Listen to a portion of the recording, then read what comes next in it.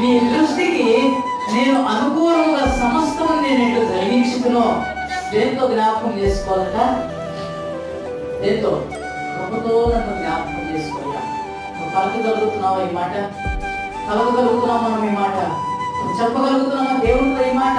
ఎంత ధైర్యం కావాలి దేవుని దగ్గర ఈ మాటలు మాట్లాడాలి.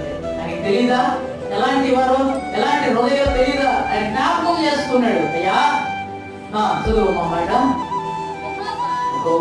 యథార్థ హృదయుడైనటువంటి నేను సత్యముతో నీ సన్నిధిలో నేను ఎట్లా నడుచుకుంది, నీ దృష్టికి నేను ఎలాగో అనుకూలంగా సమస్తము చేసింది, కృపతో నన్ను జ్ఞాపకం చేసుకో ప్రభువా అని హిజ్కియా కన్నీళ్లు విడిచాడంటమ్మా.